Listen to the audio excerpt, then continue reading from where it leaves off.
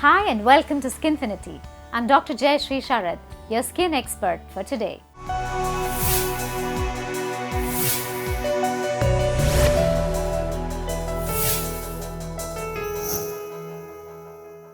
A very dear friend of mine, Vishakha Singh, is here with me today. You last saw her in Fukrey. She's the ace actress down south and she's done a whole lot of other movies. We'll do some skin talks together today. Jay, a lot of people tell me that steaming is very, very good for the skin. It leaves a nice glow, etc. What do you think? Yeah, a lot of people also feel that it opens the pores, and it's especially when they're doing cleanups and facials, they do a lot of steam. But remember that anything which is hot, whether it's a hot water shower or a steam, is going to take all the moisture away from your skin. The heat, the water evaporates, the moisture evaporates, leaving the skin more dehydrated. Secondly, if you constantly steam, you are dilating those pores. So the pores permanently become open. So A, you are dehydrating, B, you are opening the pores, you are making them larger, and C, there's a very high chance because of the heat you will develop blemishes and pigmentation. So your skin can get darker. So it's not a very good idea to take steam so often. Okay, and what about scrubbing? Because they say scrubbing again, the dead skin cells go off and again you're left with a very glowing skin. Is that a myth or? Partially. Like it's very important to understand that the skin has a cycle of 30 days. Okay, so the lowest layer of cells is coming up to the surface in 30 days, and the topmost layer is full of dead skin. Okay, which is being shed. Right. Okay, that's the cycle of the skin. So yes, if you use a mild scrub, say once in a month. Once in a month and not twice a week as a lot of these people advertise. No, not at all. Maybe once in a month to just shed off that dead skin. Because if you do anything beyond that, or if you exfoliate too much, you can, even if it is a basic fruit scrub or whatever, or sometimes a lot of people use loofahs, those very harsh ones and pumice stones, you are exfoliating too much. So the deeper layers of the skin, which have all, as I mentioned, all the barrier protective layers and all those cells which are protecting you from the environment, from the ultraviolet rays, those will get damaged. It's not a very good idea to scrub too often, maybe once in a month, but that too very gentle. I would say use some homemade scrub, you can use an oat. You can just grind some oats and add a little honey to it. So it's soothing and it makes you a very nice scrub for you. Or you can use almonds, crush almonds and again add honey. So almonds will actually, they have oil, so they will hydrate the skin as well and they can be used as a scrub. And the honey has got antibacterial properties and it's very soothing. So it's, you can try these homemade scrubs, but don't be too harsh on your skin. We've grown up believing that once you touch 30, you must start doing facials to prevent any kind of aging. How true is that? Again, beauticians are going to hate me for this, but facials are a feel-good factor. Okay, so if you want to go, you want to relax, because the Indian lady is always juggling between work and at home and in the office and taking care of the kids and blah blah. So it's like a getaway. Yeah. But it does not do anything to prevent your signs of aging. That whole facial massage is not going to cause any kind of stimulation of your collagen or improve your circulation. They are all myths. So when people ask me, if you have an oily skin or an acne prone skin or sensitive skin, then facials are a no for you. But if you have normal skin and dry skin, then maybe you could go and just relax. You could go and feel good about it. But don't go with this myth that it is anti-aging. No, absolutely not. For anti-aging, you will need to first of all lead a healthy lifestyle. So no smoking, no drinking, healthy food, exercise, good sleep. All that is important. Sun protection is important. Moisturizing is important. And then if you've already crossed all that and not taken care of your skin in your teens, etc., then probably you have treatments. Like there are very good non-surgical radiofrequency skin tightening treatments. Then there is something called meso where we infuse vitamins into the skin. So these treatments can be done for anti-aging. Okay, now coming to bleaching. Okay, people feel, or a lot of us feel that bleaching, gives you a very nice glow, and you must bleach twice a month at least. No way. No? No way.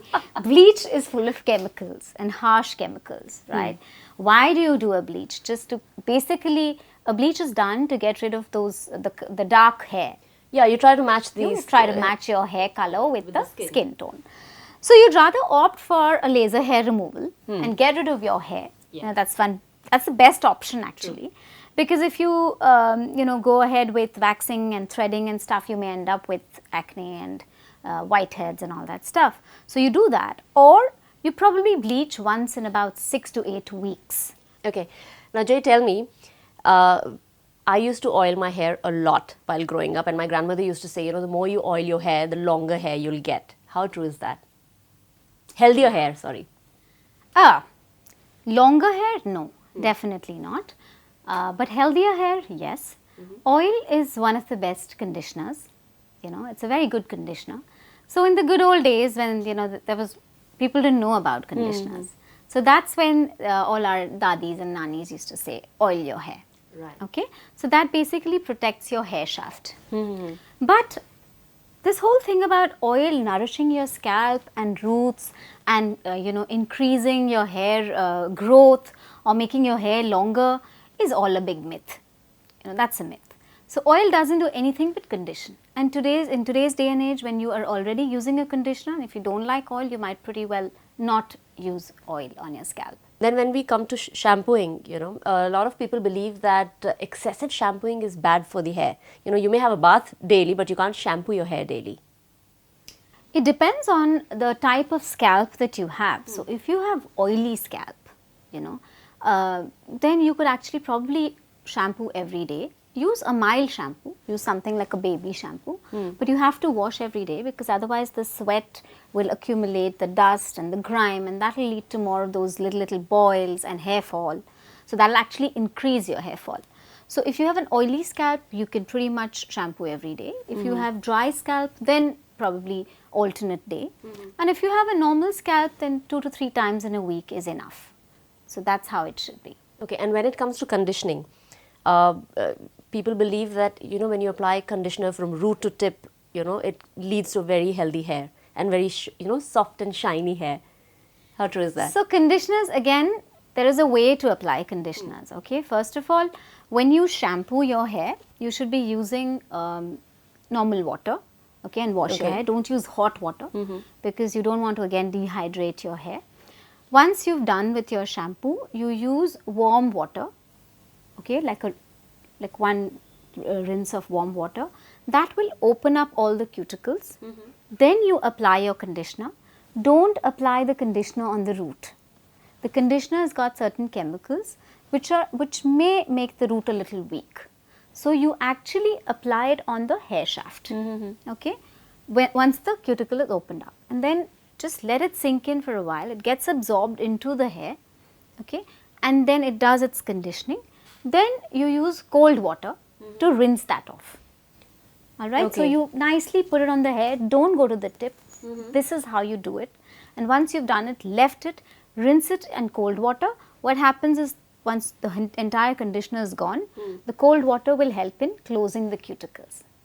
So that's the way to condition your hair.